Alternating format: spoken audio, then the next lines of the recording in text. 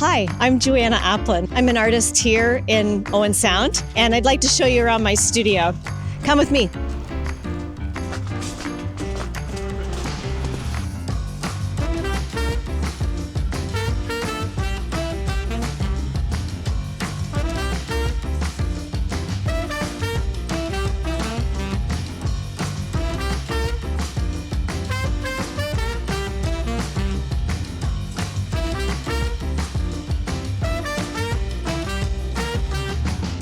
So one thing I really love, whether a studio is small or large, and I've had, thankfully, the opportunity of having both, is having a really big table. And I like to have, it's like an organized chaos for me, but with having a large table, I'm able to see everything, and it's at arm's reach. If I'm working and I have my sketchbook with some drawings that are inspiring, paperworks that I'm working on, I like to have it close by, but I don't want it too close that it's going to infringe on my workspace. I don't want it to get messy. I don't want stuff splashed on it or anything like that. So I really love a big workspace. And on top of it, I love the fact that it moves, especially on a really bright day. This is a huge window and massive light comes in, which I love for creating my colors. But if I need to, I can flip it around. I don't have to lift up the paper, especially if they're in process of drying, and I can work in another direction, even from the side. It just allows my eyes a little rest because this can be quite tiring, but I love the movable work table and the large surface. Another part of my work habit is having a glass top palette. Now, with this, I want to be able to use the whole surface. I do have a tendency to put my tubes on it and rest my tubes on it as well. I'm trying to get away from that and put my tubes either on the floor or on a side of the table. But as you can see, I occupy a lot of space. But having a glass top palette is excellent for cleaning up. I do, after a day of working for a long period of time, I do clean my palette fully and I scrape it down. I'm a resourceful person, so I always have my bucket of scrap socks that have holes. These are all really great for cleaning and scraping off. And then I always have this garbage can is only for things that have solvents and oil paint. So I'm able to not touch, I'm able to toss, and it's all put away in a safe spot.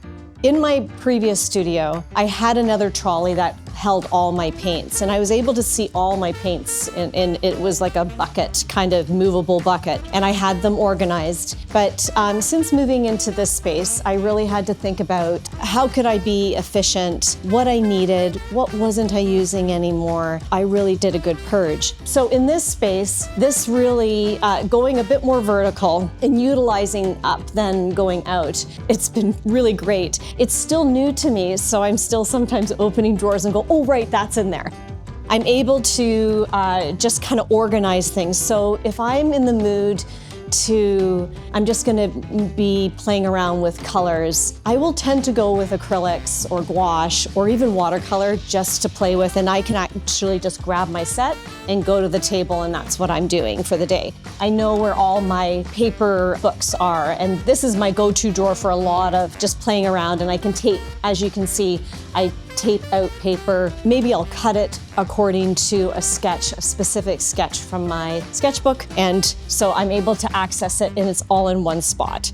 Even for paints, I tend to color code, so I know exactly. So if I'm looking for blues and like I'm starting to play around with a color palette for a piece, then I know exactly where they go. And in this place, I tend to work with 2 to 3 pieces, 4 if I can squeeze it in, depending on the size of canvas. Once I'm done with a piece, or even in the middle of a piece, I will either write down and document if my paints have to be moved. I need to record what colors I've been using, because sometimes a piece can take a really long time to dry. Then I'm maybe moving on to another piece for that week, and that's taking up space, so I'll need to record that if those paints need to go back in the cabinet.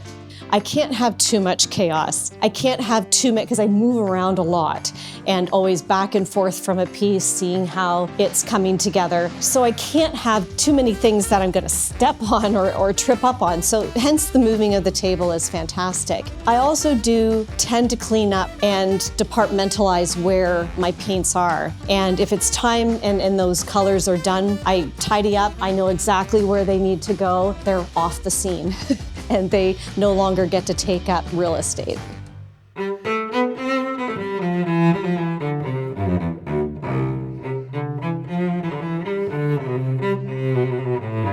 So another big part of my practice in my studio space is when a piece is getting close to being finished, and I'm sensing that, I spend more time before I leave the studio just sitting in front of it. My famous art chair, this thing has traveled to many studios with me. It's remained very intact. I absolutely love it. I actually have in the back of my mind to do a series on it because I use this chair all the time. It's very comfortable. I don't tend to sit a lot in a day at the studio. I'm moving around a lot. So when I come to really study a piece, I will usually, and it usually is about an hour where I will sit. It's amazing. It feels like 5 minutes, but I'll check the clock and I'll be like, wow, I just spent an hour in front of the painting. I know it's really valuable. I did it in my university days and I still hold to that practice of studying the piece as a whole. I usually make notes. I never write down what I love about the piece because that's already been dealt with in my mind. The things that I'm uncertain of get documented, and the things that I know I need to change. And if I'm in the groove of I'm really into finishing this and I've got momentum, then it'll likely be tomorrow's work. So I have a bit of a game plan when I wake up in the morning. I know exactly what I'm doing. So my notes are really important. And I do write them. I have notes on my phone as well. So sometimes I do the actual writing and sometimes I do on my phone. That time is really crucial. That time can also include other people critiquing my work too, that I just call in and say, what do you think? Is there something missing? Most times, the thing I think is missing, they note of it too, which I always find reassuring and solidifying for the piece.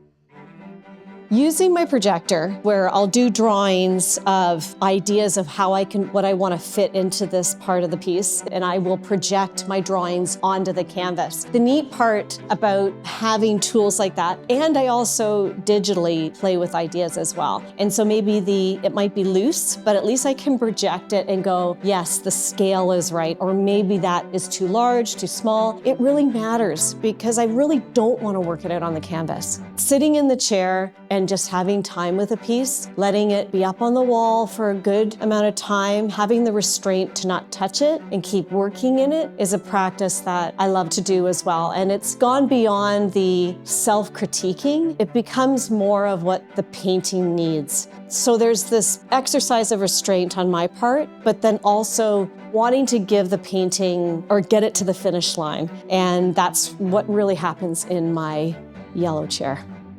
So there you have it. This is me in my functioning studio, enjoying this beautiful light and creating things that come to my mind. If you're ever interested in seeing a bit more into the process of my work, how I go about putting colors together, what's inspiring me in new works and new series that I'm working on, please follow me at Joanna Apin Fine Art. Maybe I'm just needing coffee. Just kidding. Oh my God. All right.